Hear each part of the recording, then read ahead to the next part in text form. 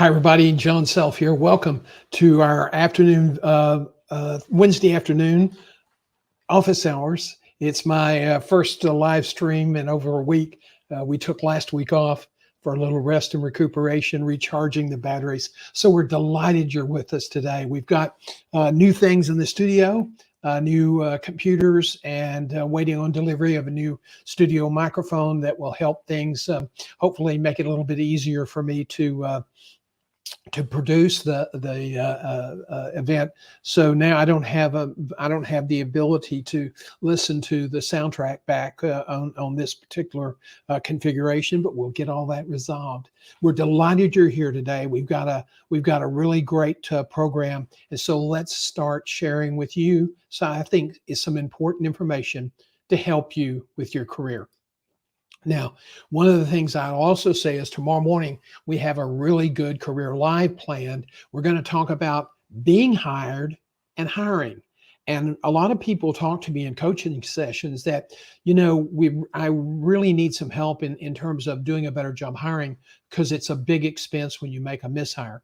And one of the things we've done is some research and decided that, if you are better at getting hired, you're going to be better at hiring. And so we want to put those two things together and talk about that in the morning. But now, today, it's all about it takes more than talent and good luck.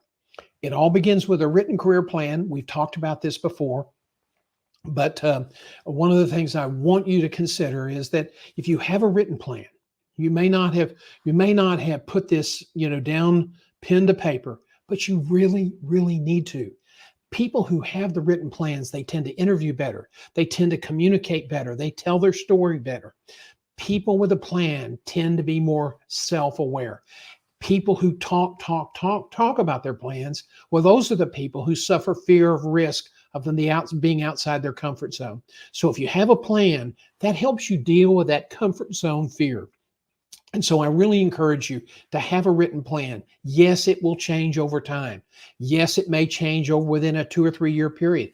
That's okay. It's called update, revision. It happens to businesses all the time. Today, success in your career and in your job really requires a focus on details. This is really important given the political landscape that's shaping your industry, the likelihood of a sudden economic change. The economy looks good, but in a political year, you just never can tell what might happen. So let's talk about rule number one. In your preparing for the job, in thinking about being ready for a job interview, in thinking about your career, don't take anything for granted. When you do, you're going to miss out on opportunities and you're going to leave income on the table. So it's really, really important for you to consider, that you can't take anything for granted. This person in Queens on Thanksgiving Day last year thought that this was just going to be a routine ride to Nana's house for Thanksgiving dinner. They kind of took it for granted.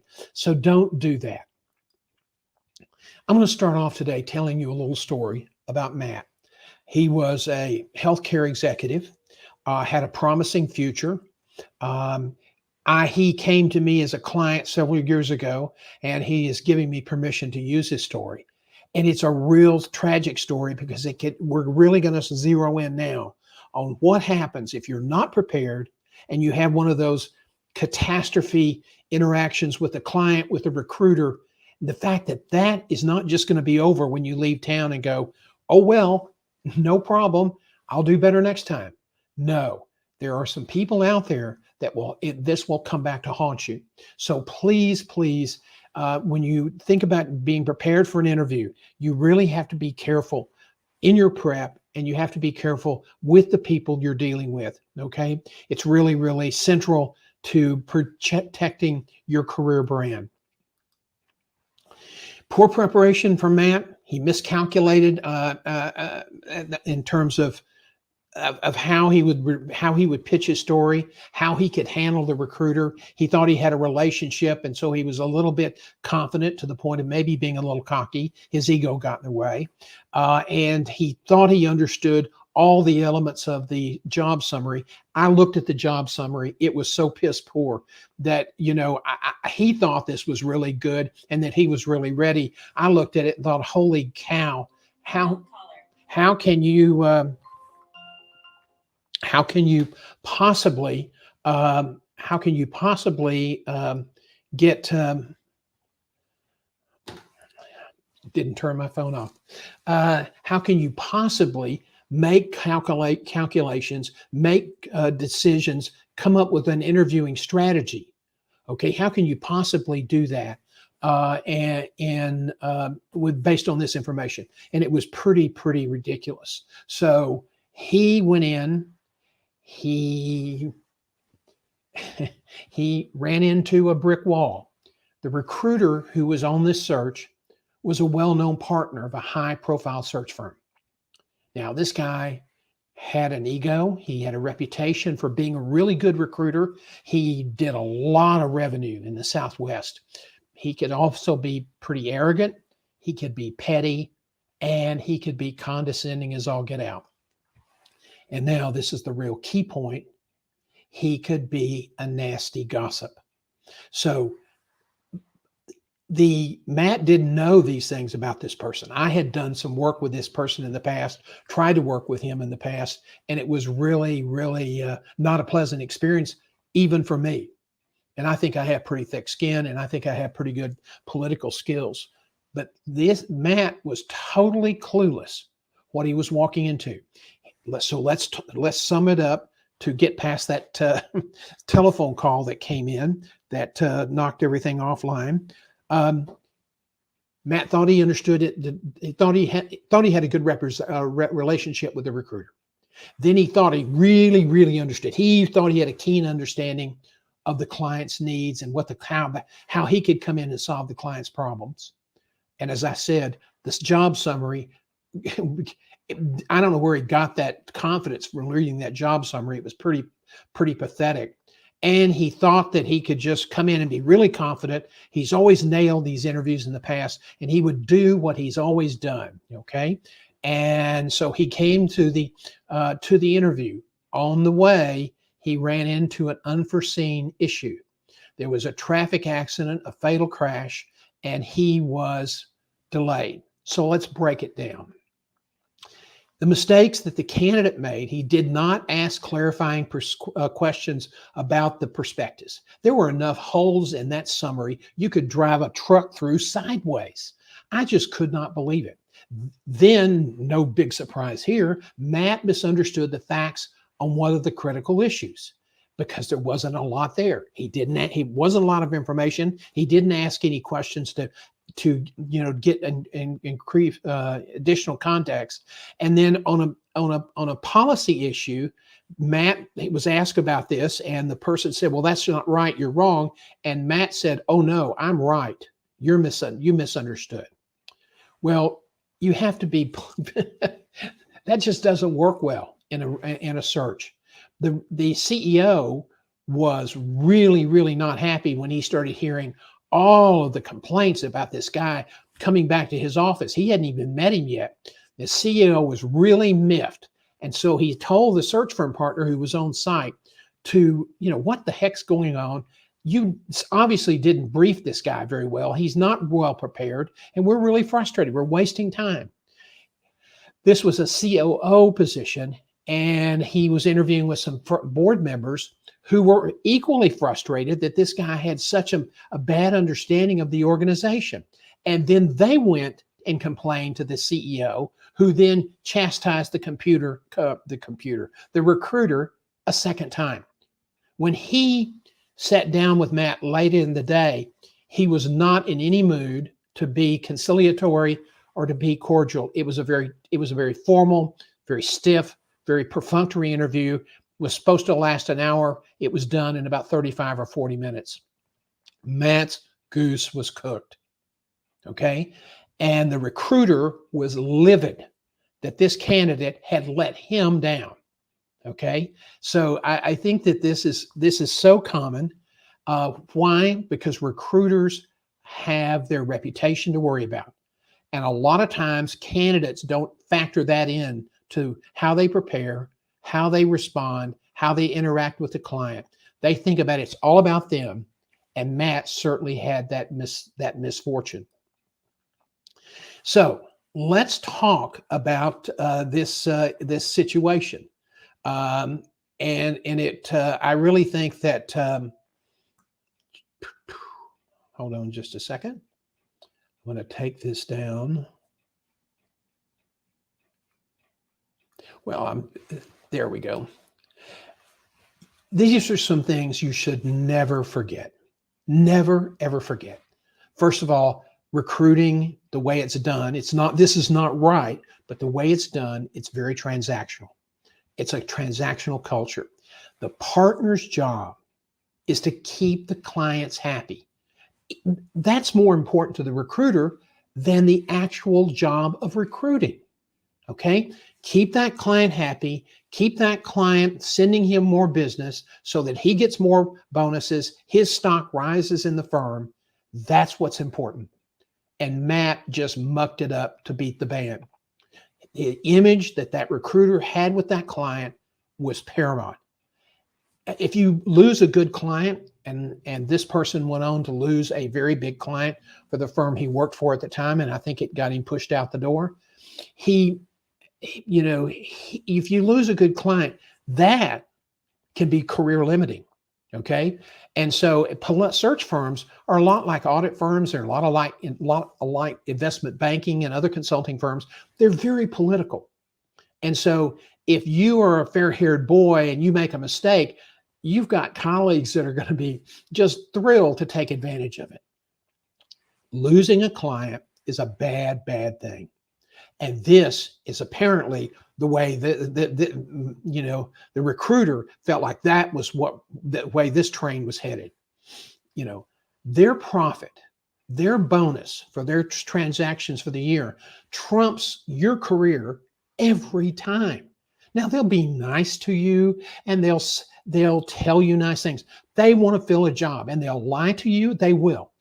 I've had 5 or 6 cases this year alone, well, the last 12 or 14 months, where recruiters did not tell the truth to the applicants. And it was it really can hurt the applicant's career as well. So they're trying to get the deal closed, and they will not always tell you information that you may need to know, because you may push back and say, oh, no, this is not for me. And then the recruiter's then embarrassed because you're an ideal candidate, you pulled out of the search. And so they will not always tell you the truth. And that's something that you just have to really remember when you're moving forward in these processes. So losing a client can be bad for the recruiter. His profit, his bonus trumps your career every time. If you screw up, I'm telling you, there are big time consequences. If you don't stay the guarantee, there are big time consequences for your career. Now, the only thing worse than a recruiter who gossips, and it's a gossipy industry, is a recruiter with keen political skills who gossips. And I can tell you exactly what happened. This recruiter, very, very, very savvy guy, had built a huge practice because he was politically very savvy. He was very self-contained. He was very careful what he said all over the place. I mean, he was the most uptight guy I've ever seen. He was friendly and he was cordial some of the time, but he was all about tight control of his brand. And he always made the comment, you help me and I'll help you, but you don't help me, you're on your own. And he had enough power and stroke that he could get away with saying that. This guy knew how to get a story into the career ecosystem, the career communication ecosystem, in a way that he placed the results of what happened with a few embellished facts, and planted it with several people he knew that were either influential CEOs or influential colleagues in the industry, or other people he knew that were at other hiring organizations that didn't use his firm, but he knew people there and he was trying to curry favor. And what would he say? This guy's bad news. He's a loose cannon. I'm not sure he wasn't drinking during the day of the interview. He was late. He said there was a car accident. I don't know if that's true. Yes, he knew it was true, but he passed that along. I don't know if it was true. He in other words, he planted enough things that were believable, that were credible, and he planted them with people he knew would gossip. And before you know it, the story was making the rounds. We call this death by a thousand cuts. I interviewed a candidate years ago, and it was a cold day in Chicago. And I asked this candidate, he was so impressive, and he was such a good guy with good values, and he was a warm, passionate, culturally oriented leader, the kind of leader that I think a lot of organizations would be happy to have. And I asked him, what's the most important thing you do? And he said to serve others, and he was filled with emotion. And I was so impressed with him. He pulled out of my search because he took an offer from another recruiter with a Catholic health system because he was Catholic, and they really played that card. He did not get along with his boss, the market president, the regional president of this system. And they ended up within 3 years, even though he made progress, was making money, he wasn't making enough money. He wasn't accomplishing everything that this guy wanted him to accomplish. This guy was hoping to move up in his organization, and my former candidate friend got fired. And before you knew it, he was having trouble finding a place to light because they talked him up. They badmouthed him, death by a thousand cuts.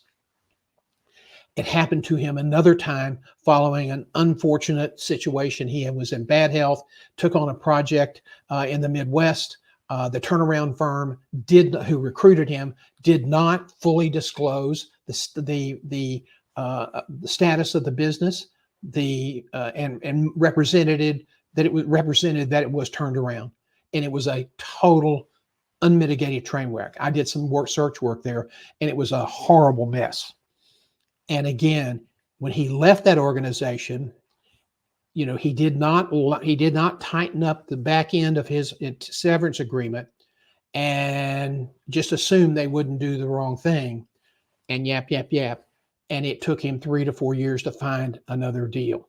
He ended up running an FQHC. He did some other things, and he was a brilliant leader. And he's a man who was a good dad, a good husband, and he deserved better. So here's what I want to convey to you today. You can be a really good person yourself. You can have a good career going for you. But if you make some mistakes or you overlook some issues, these things can come back on you like a load of bricks. And unfortunately, we are in an industry where there is a lot of recrimination, get even, ego involved. Hey, he screwed up my search. He screwed up my client. He's going to pay. If you don't know what's going on, suddenly you can find yourself not getting calls from employers because, he was drinking in an interview, or that's why he was late. I mean, the story just morphed out of control. And that recruiter knew how to get it started because he was angry because it was costing him a client, and he was looking bad to his firm. So there are really some important questions. When you get into this as a candidate, you've got to be asking. And as an interviewer, if you are hiring somebody, you need to be aware. So today we're talking really about how the recruiters got this career messed up. Tomorrow we're going to be talking about how you can improve the process so that you won't have a mishire. Now, these are questions and issues you must explore before interviewing. Okay, what are the operations? If you're looking at something and there's not a lot of detail, if you're going in as a chief operating officer, you know the questions that you need to ask. And if you don't ask them, those will be the dumb questions that come back to bite you. And so it's operations. You've got to ask about the finance, and that includes how many days of cash on hand does the organization have? I know a guy who's a terrific interim CEO. He's made a senior executive. He's made a wonderful career out of it. But he took a position with an organization, not-for-profit management company. He went into the place thinking he was finally moving up to the role he always wanted, to be a chief operating officer. And he found out that they might not even be able, he was there a week and found out they might not be able to make payroll on Friday. Nobody told him. And unfortunately, he didn't ask a lot of detailed questions because he thought he was dealing with people he could trust. Don't trust anybody. You can't afford to trust anybody. You can be nice. You don't have to be, accuse them of anything, but you need to ask, how many days of cash do you have? Are there any issues related to bond issues? Are there any possible technical defaults coming up? You need to ask about governance and how the governing board works, especially if you're going to be in the senior level, because that can affect your career. You've got to ask these questions. And there's no set of questions. You might want to say, how many members are on the board? How long has this group been together? Do they get along? How do you feel about the governance how do you feel about the relationship? These are all things that are legitimate questions to ask. Now, you may, the person if you're interviewing with the CEO, he may not like you asking these questions, but if you're going to take on a role, if you're going to take on to be recruited, these are questions you need to ask. And if you're dealing with a recruiter, you need to ask these questions of the recruiter before you ever get on an airplane to go interview. You also need to ask about the culture. Why? Well, the corporate governing board has been doing a study since the mid-90s, and the turnover rate of newly recruited executives is between 50 and 70% within 18 months. And usually when you see a news release that he went to pursue other opportunities, or it wasn't a good fit, it's culture. There was a total mismatch. And guess what question most people do not ask in interviews? Culture.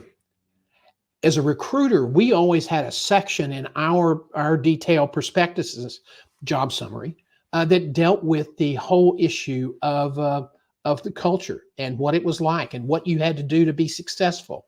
And when people weren't successful in that organization, what happened to them? Why did they leave? And it's usually culture. So as you go through the process, you have to ask the questions, and you can do it in a curious way. Now, a couple of more things we want to talk about. Culture, you have the organization culture.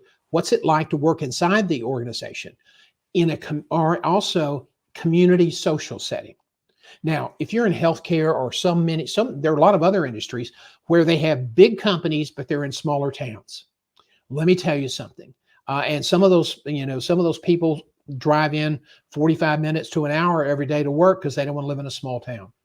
Well, there's some challenges to live in a small town. If you've never done it before, let me tell you, I've stepped on more than a few toes. And so you want to ask about the culture. One of the things that sometimes would upset people, but I ask about the politics of the community. Why? If you are a healthcare executive, you don't want to go in there advocating for expansion of the Medicaid program if it's a really conservative town that is adamantly opposed to any more government spending. That could be a career limiting moment if you say it on the first day. So you need to know those issues.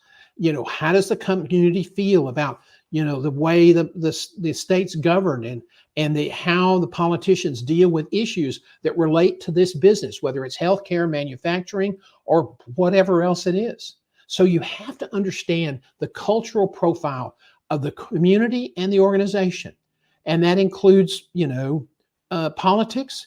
It includes values and so many other things. There's a good way to ask that.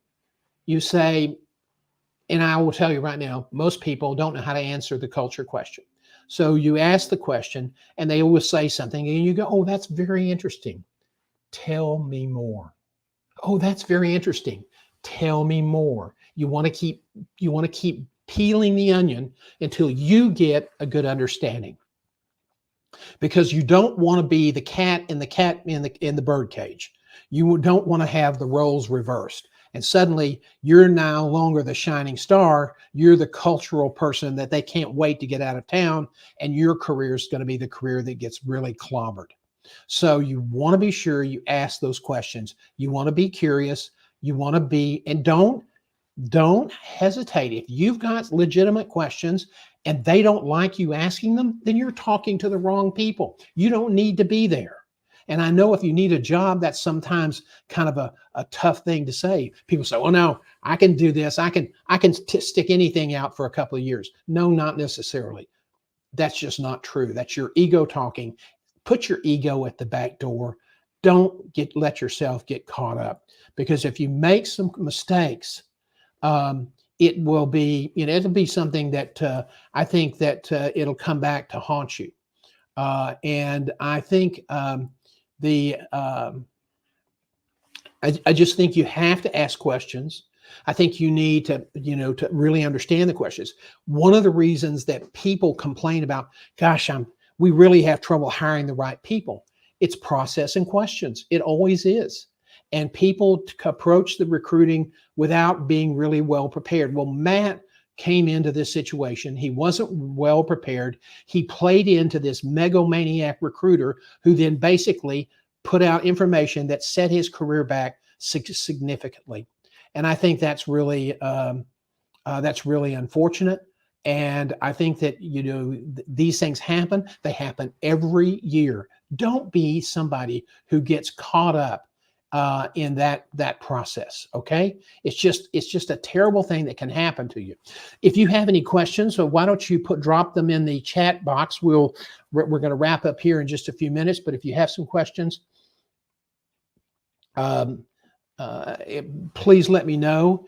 There are ways to navigate these things. You have to be careful and you have to be very respectful. And if you're well prepared and you prepared, you've asked a lot of questions of the recruiter or of the corporate recruiter or the search firm consultant, and you really understand the issues, then you can be more helpful in your answers. My understanding is you've got this challenge according to the recruiter.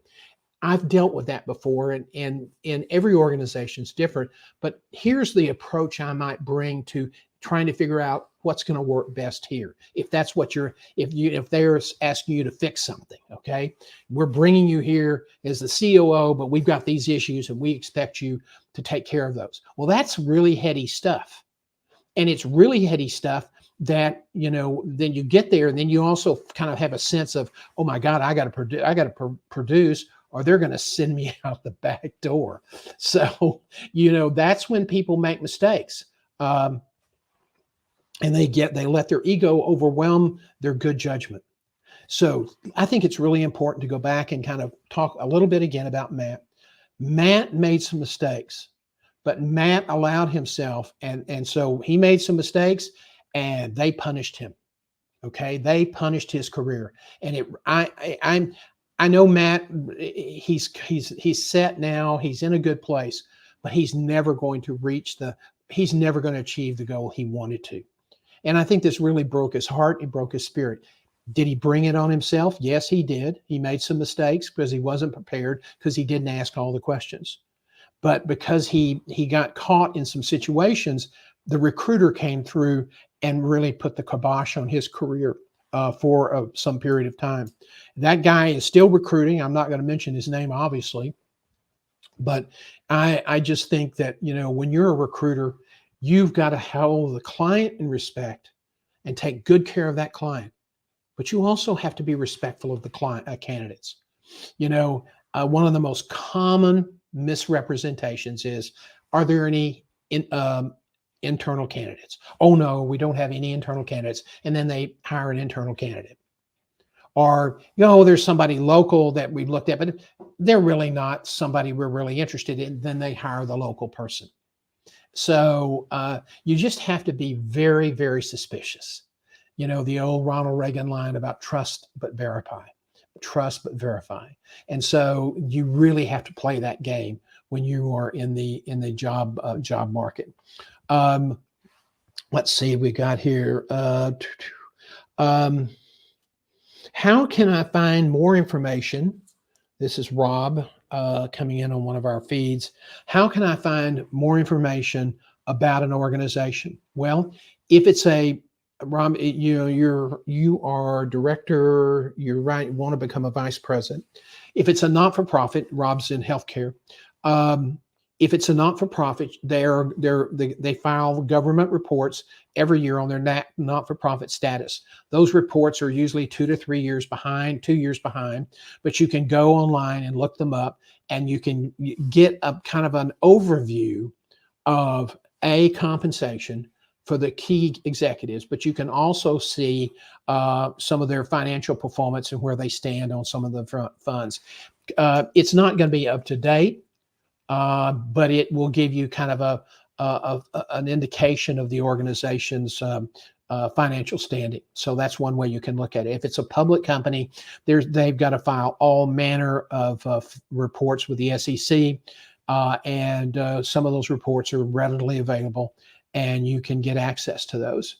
But having the data is great, but knowing what questions to ask are really, really important.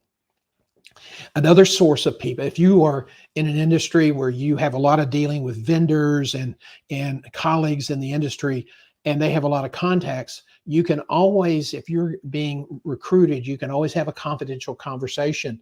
Vendors are not, they're going to be careful what they say, but if they have a good relationship with you and they know there's something bad going on there, they will probably drop enough hints that you can get a good picture painted without too much difficulty.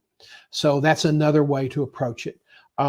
If people would just want to just stand in your face and lie to you, well, there's not a lot you can do about that. But if you do enough contextual research, you can know when you get that one-off or odd reassurance that you just know is not fitting in with every other things that you see.